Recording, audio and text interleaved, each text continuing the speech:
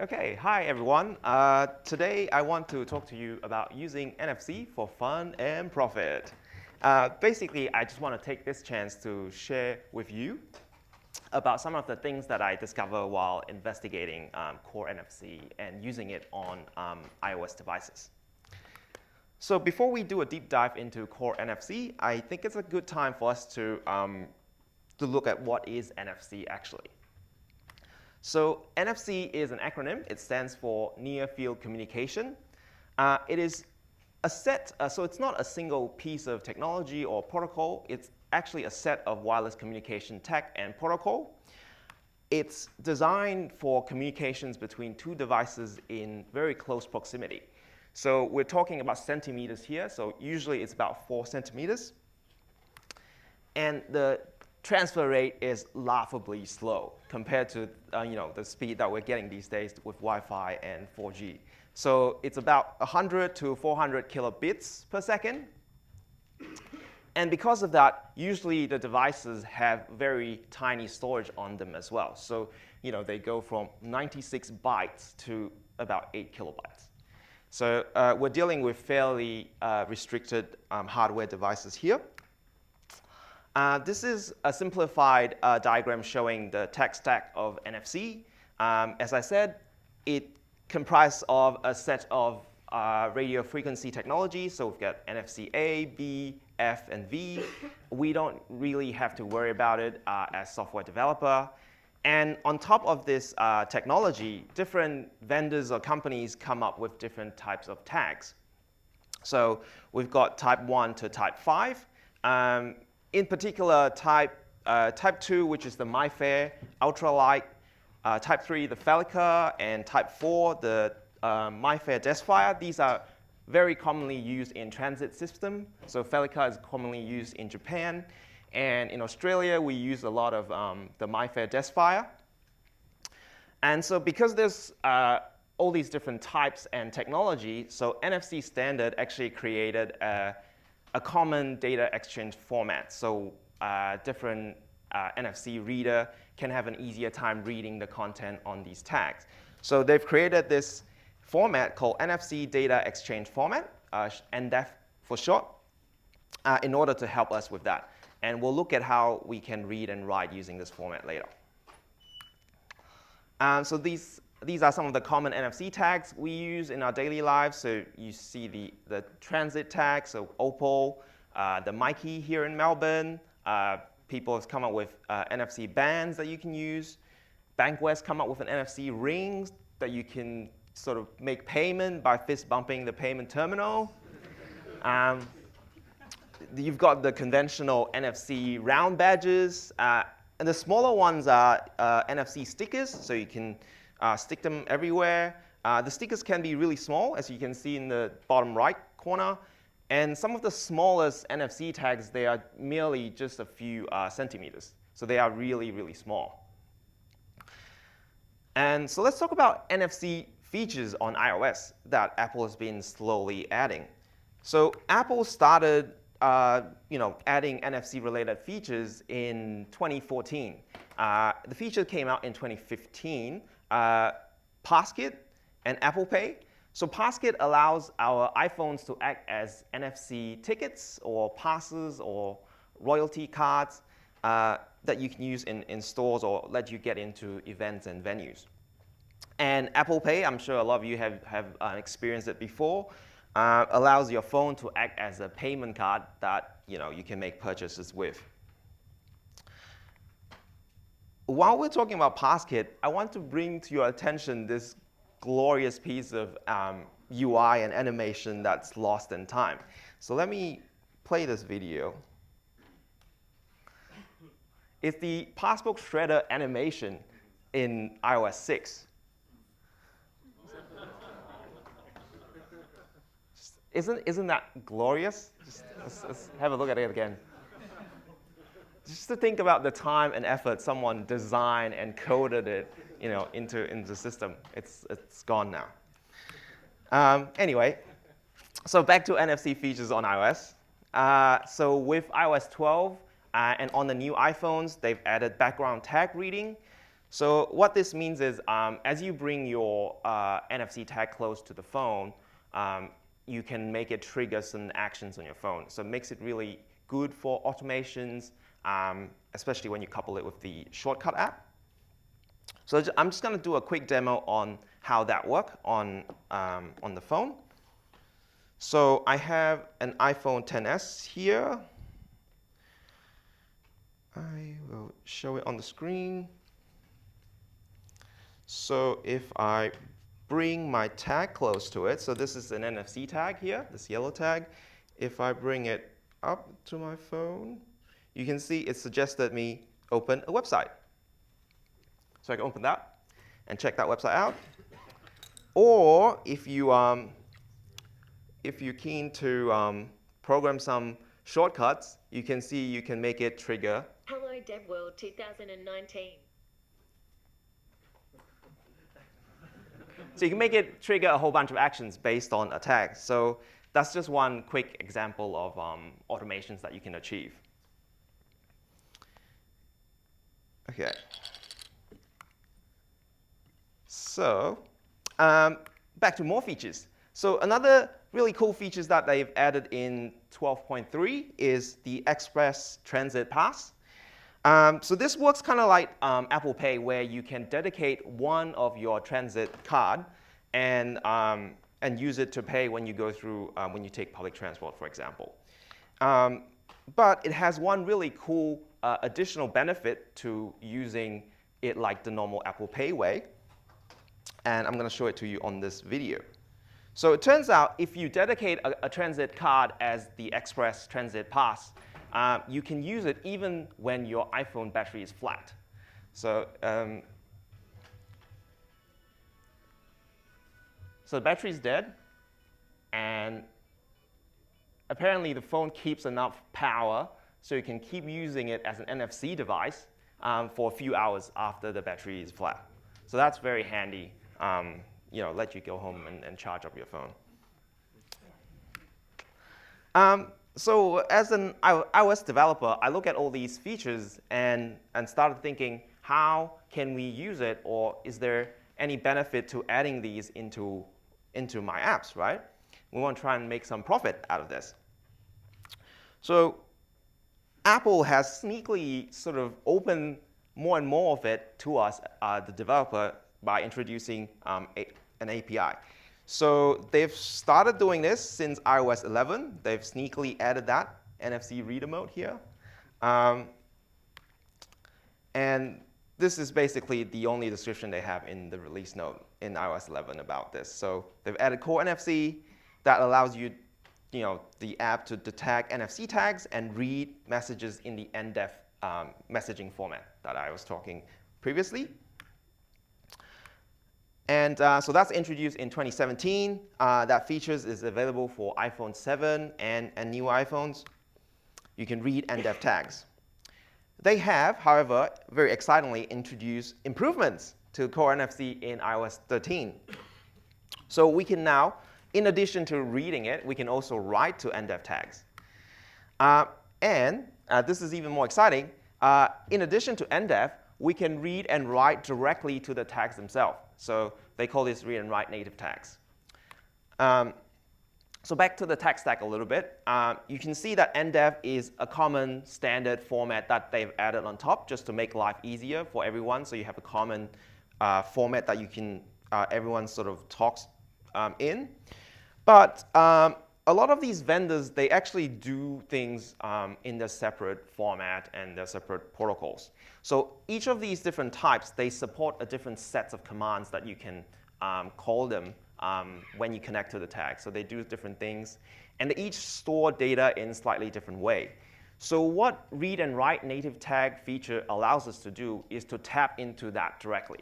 So you can save and read the raw data bytes out from the tag, and you can do whatever you want with it. So it does mean that we have to do a lot more work, because you then need to understand how that particular type of tag work. You have to learn the commands, and you have to learn how to encode and decode the data in a way that makes sense for that particular tag type. But it means we can do a lot more now with CoreNFC. So with that, let's take stock of how iPhone or iOS device is doing in terms of it being an NFC device. So the NFC standard has listed three different operating modes for NFC devices. So there's firstly the reader and writer mode. So iPhone now is fully capable as a reader and writer mode, so we can read and write, both read and write EndF and also native tags. The iPhone also works in the second mode, which is the card emulation mode. So this is how our iPhone can act as a transit pass or a payment card that we can use to make payment with. But this feature, however, is not provided or open up to us, the developers. So we can't write apps that make our phone pretend to be a transit card or a payment card or just actually any kind of NFC tags. I think they do it for security reason, but I'm really hoping that they can find a way to open this up to us as well, because clearly iPhone is capable to do that. And there's a third mode called peer-to-peer mode, and the NFC standards kind of describe this as a really good way to facilitate small amount of data transfer between two devices, which allow the devices to then use those information to set up a more efficient or high bandwidth communication channel. And I think the iPhone or iOS devices has the ability to do this because when we buy an iPhone, it has this cool automatic setup feature that it tells you to put your new iPhone close to your old iPhone, and they sort of do their magic dance and everything get migrated across. And the same thing with HomePod. It tells you to do this similar thing, and it kind of try and set things up and make sure everything is configured properly.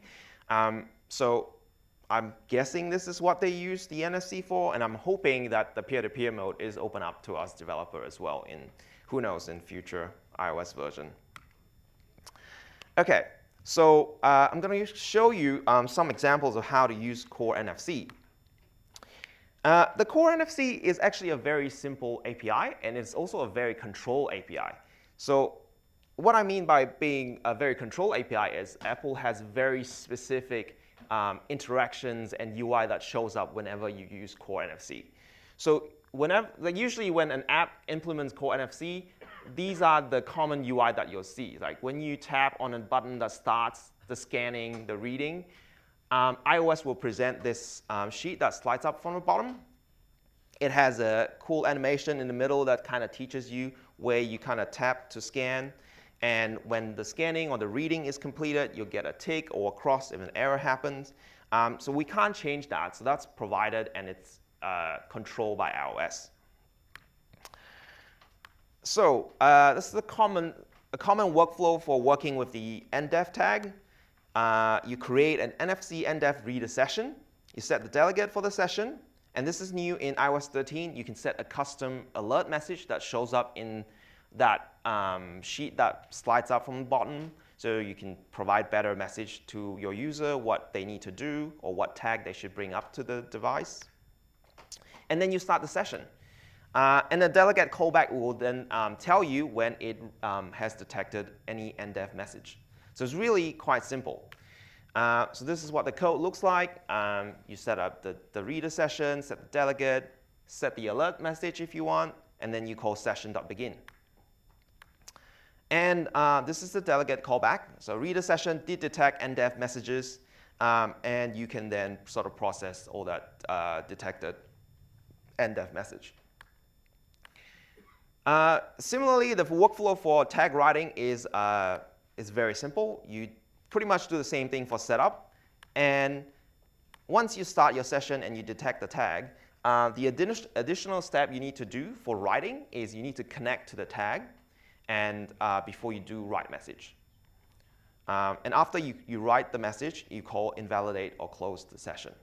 So the other thing that the whole CoreNFC being very controlled is iOS implement a very strict 60-second scanning duration limit. So if you don't close the session within 60 seconds, iOS will close that for you. And it would happen no matter what if you're still reading. So you got to make sure whatever operations you're doing, you're able to complete it within 60 seconds. So that's the code for EndF tag writing. So you call session. So once you get the callback and tag reader session did detect tags, you call session.connect to any one of those tags you found. And then once you connect it to the tag, you call tag.write EndF, and you pass in the EndF message. And after you finish writing it, you call session.invalidate. So it's relatively straightforward. Obviously, I skip a lot of error message, so please make sure you do that in your app. OK, so I'm going to have a small demo of how EndF message reading and writing work in an app that has this feature. So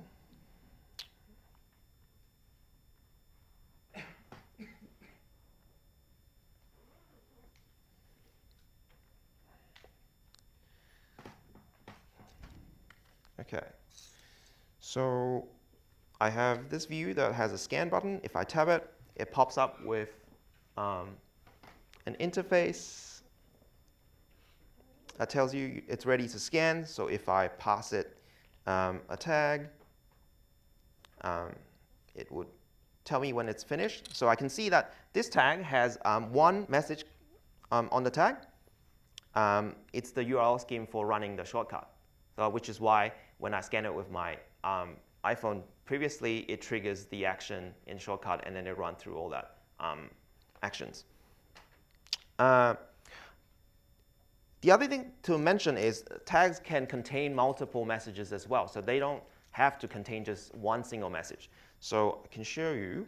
Actually, before I do that, I'll show you how writing works. So if I'm just going to type in a URL that I want to write onto the tag, div.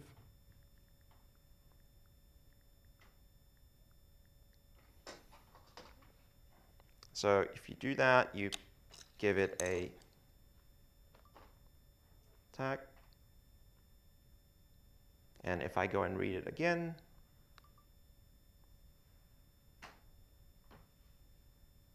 you'll see it has that URL that I enter. So your app, once your app reads this information, you can do whatever you want it. You can open it up in Safari, or you can parse it and do some interesting thing with the data. So it's all up to you how you want to process the data. However, you can also write multiple payload as well. So you don't have to, you're not limited to just one message that you want to store on the tag. So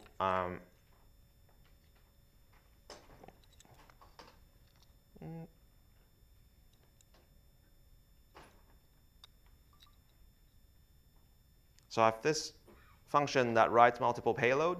And if I do that scan on this yellow tag here, you can see that the tag now has 3 payloads. So it has a URL, it has a text, and it has also the URL scheme that runs shortcut. So and it depends on the storage capacity on the tag, but you can store any amount of messages that fits within the storage capacity. So for example, this blue tag here that I have has a very limited storage space. So if I try and write multiple payloads to it, the write would fail. So it says tag capacity too small, minimum size is 128 bytes. So yeah, that's EndF message read and write. It's very simple and fairly straightforward. OK. So I've been talking about reading and writing EndF messages. So these messages are stored in a data structure called the EndF payload. Unfortunately, the EndF messaging format uses this weird thing where it uses, in order to, this is for storage saving reason, that they use one single byte at the start of your string to specify the record type. So and they use it in order to save some space, so they don't have to specify, say, the protocol prefix. But it makes it really hard to work with, because once you read that string, it comes as a string, but it has this invalid 1-byte character in the front. And you sort of have to parse it because you need to know what protocol prefix you want to add to the front of your string. So it can be things like https:// mail to, is it SFTP, is it SSH? So it's a bit tedious that you have to parse it, but it's not difficult to do. And if your project allows for it, you can also use some third-party library to help you. If you have to implement it yourself, there's also the NFC standard document that tells you what all these bytes mean and what protocol prefix they represent. However, if you don't have to support iOS pre-13, Apple has introduced a very convenient method that allows you to do that very easily. So if you're in iOS 13, this is all you need to do. So you call payload.wellknown type URI payload, and that returns you a URL object that you can use directly. So this is very handy. If it's a text, a plain text message, all you need to do is call well-known text type payload, and it gives you a string back. OK, so next, I want to talk about working with native tag. The workflow in terms of coding it is very similar to EndF. So you use EndF tag reader session instead. And because there's so many different types of NFC tags, you need to tell the reader what is the type of the tag you are communicating with. So in here, when you're setting up the reader session, in polling option, you just kind of provide it. So for example, this example, I'm connecting to a tag that's ISO 14443. And then it's the same thing. You connect to it. You start the session. The delegate callback has tag reader session did detect tags. You can connect to the tag. You sort of have to connect to it in order to send command to it. So then you can use those commands that's supported by the tag to read or write data back and forth with the tag. I think in general, I think NFC, this feature for us app developers, it's worth considering it as a convenience feature to delight your user or to help them, to save time, to provide them some automations. So imagine if you are running a commerce app or a conference. It'd be really cool that they can hold their phone close to a tag, and then it triggers, so for example, a certain web page or certain actions in your app that helps them or that is tailored to where they are at the moment. For games or other kind of application, this is something you can consider as well. It can be used as a physical token for user identifier. I think Nintendo kind of does this with their Amiibos, where you can store your player or your game data onto Amiibo, which is also an NFC-based sort of figurine. And then you can bring that across to your friend's Switch, and you can sort of load up your save or your player there, and so you can have multiplayer games together. If you are storing sensitive information to NFC, though, my advice is be very careful, or maybe don't do it, because these tags, security has been proven to be broken. So certain types are really broken. So MyFair Classic is definitely broken. The DeskFire and Ultralight has some research paper that shows attacks are possible, but it's not completely broken yet. So TLDR is don't store sensitive information. If you have to store information, you can consider running or deploying your own encryption scheme on top of what's provided by the NFC tag hardware. So next, I want to do a demo on NFC native tag reading. And the problem with doing this demo is picking a tag to read, because all these tags, they have different types, and they each implement different format, and they have different protocols for talking to them. So in the end, I decided to choose Opal. So Opal is the transit card that's used in New South Wales. The reason why I pick it is usually the transit card, the data on the transit cards are all encrypted and locked. But Opal is interesting because it has 8 different files on it. It has one file that is unencrypted. So what sparks my attention is the Android Opal travel app, the official app, has always been able to read balance data and your last trip details directly off the Opal card. And they can do it offline as well, so they're not talking to the server to get that. So I wonder if I can do the same thing now that with native tag reading feature in iOS 13. So, so that's what I was talking about. So Opalcard, one of the 8 files is unencrypted. And through some Google and finding people that are interested in similar things online, people has actually reverse engineered what's stored in that unencrypted file.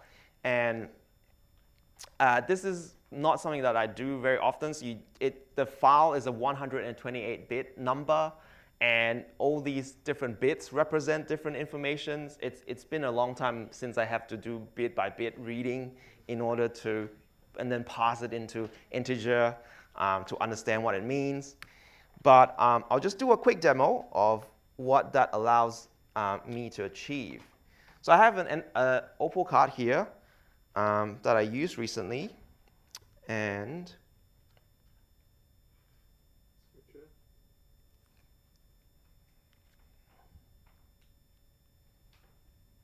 just launch the app. And so if I hold the card next to it, you can see I was able to read the serial number of the card. I can see it has -$6 balance. Auto top up is disabled. I've done 6 journey in the past week. The last trip was 25th of August, 7:30 p.m. That was when I took the train to Sydney Airport. So yeah, it's able to read some of that data that's stored, and it seems like we're able to achieve similar feature that's offered in the Android app. So hopefully, the iOS version of that app will have a similar feature in the close future. Okay. I am running out of time, but as a fun exercise, someone has created an NFC passport reader. So if your passport is an NFC, or so e-passport, you can run this code and try and read what is stored in the NFC section of your passport. I have tried it with Zach's passport, and it works. So I now also have his passport details. That's how you can profit from NFC.